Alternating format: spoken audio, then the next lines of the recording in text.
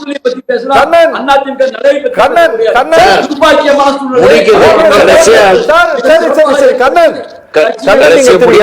பழனிசாமியினுடைய தலைமை எந்த காலத்திலும் ஏற்றுக்கொள்ள மாட்டோம் அப்படின்ட்டு சொல்லிய பிறகும் கூட உங்களுக்கு என்ன அவ்வளவு அக்கறை? அவங்க என்னமோ ஆயிட்டு போறாங்க, விட்டுட்டு தான் போறத. கரெக்ட். நீங்க கேட்டி அருமையான கேள்வி கேட்டீங்க. பட் இது எடப்பாடி அப்பா கருப்பு கவுண்டர் ஆரம்பிச்ச கட்சியா இருந்தா என்ன வேணாலும் பண்ணிட்டு போறாரு, அவங்க கட்சிப்பா அப்படின்ட்டு போகலாம். பட் இது மக்கள் தலைவன் மனித புனிதர் எம்ஜிஆர் ஆரம்பிச்ச கட்சியாச்சு. அந்த கட்சியில எங்க அப்பா அங்க வந்தோம் இப்படி இப்படின்னு சொல்லி எல்லாருமே இருந்துட்டோம், இயங்கிட்டோம், அதை நோக்கியே வந்துட்டோம். ஆனா எடப்பாடியை நம்பி நாங்க இல்ல, இந்த கட்சியை நம்பித்தான் நாங்க இருக்கிறோம். ஆனா அந்த கட்சி சார் இந்த பழைய பஞ்சாயத்தை விடுறேன். இப்ப பாஜக தலைமையில என்டிஏ கூட்டணியில இருக்கிறாங்க, அப்படித்தான் நடக்குது. இந்தியா முழுக்க அவங்க தலைமை ஆயிட்டாங்க. தமிழ்நாட்டுல விதிவிலக்கும் கிடையாது. ஏன்னா இவங்களும் அங்கதான் போய் முடிவு பண்றாங்க. சப்போஸ் தமிழ்நாட்டுல ஒரு தொங்கு சட்டமன்றம் அமையுது, எந்த கட்சியும் பெரும்பான்மை இடத்தை பிடிக்கலன்னு வச்சுக்கோங்க. அதிமுக ஆனா அதிக சீட்ல ஜெயிக்குது, ஆனா தொங்கு சட்டசபை பாஜக ஒரு 10-15 சீட்ல ஜெயிச்சிருக்குன்னா 2 இடத்துலதான் கோபாவில ஜெயிச்சிச்சு பாஜக. ஆனா முதலமைச்சர் 10 இடத்துல பாஜக அங்க ஜெயிச்சு 70 இடத்துல அதிமுக ஜெயிச்சிருந்தா பாஜக தான் முதலமைச்சர். எடப்பாடி இருக்கிற கேஸை வச்சு எங்கேயோ கொண்டு போயிருவாங்க, அதிமுக தலைமையை இல்லாம ஆக்கிடுவாங்க. 2019 நாடாளுமன்ற தேர்தல் ஒப்பிட்டு சொன்ன அதோடு வந்த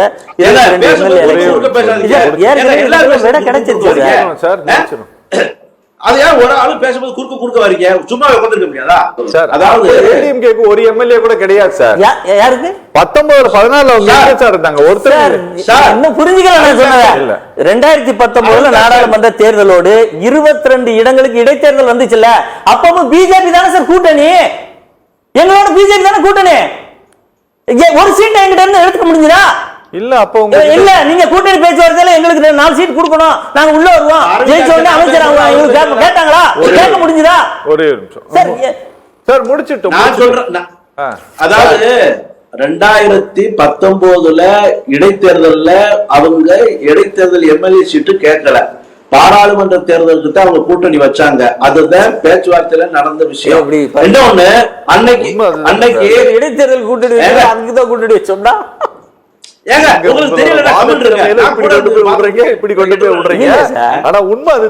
நீங்க 21 தொகுதிக்கு தேர்தல் வருவதற்கு காரணமே பிஜேபி சொன்னதை கேட்டுதானே சார் நீங்க எம்எல்ஏ. அமமுக நம்ம நண்பர்கள் எல்லாம் காரணம். ஓபிஎஸ்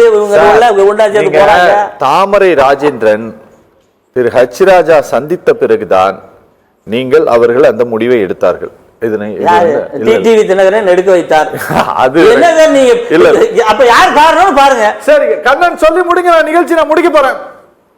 அதாவது ஒரு விஷயம் அரசியலோ அந்த நடந்த நிகழ்வுகளையோ முழுசா தெரிஞ்சுக்கிட்டு பேசினா நாம ஏதாவது பேசலாம். ஆனா முட்டாள்தனமா பேசினா நம்ம என்னத்தை பேசுறது? அதாவது பேசும்போது முட்டாள்தனமாவும் பேச வேண்டியது இருக்குல்ல. அதுக்கு ஒரு உதாரணமே இருக்கு. இப்படி ஆயிரும், தொங்கு வாரம் கனவு வந்துரும், அப்ப முடியாது. ஏங்க அப்படி 22 சீட் வாய்ப்பு, சட்டமன்ற தேர்தல் வாய்ப்பு இருக்கும் போதே பிஜேபியால அப்படி ஒரு சீட்டை கூட எடுக்க அதிமுக விடலன்னு சொல்றேன். அப்புறம் அப்படி இல்ல, அது இல்ல. இது முதல்ல புரிய முடியுதா? முதல்ல 2019 அந்த நிகழ்வு நடந்து முடிஞ்சிருச்சு.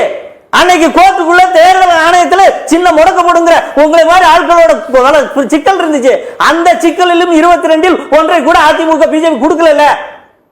அப்புறம் இப்படி வரும், இப்படி வந்து அப்படி ஆயிரும். இனிமேல் எங்க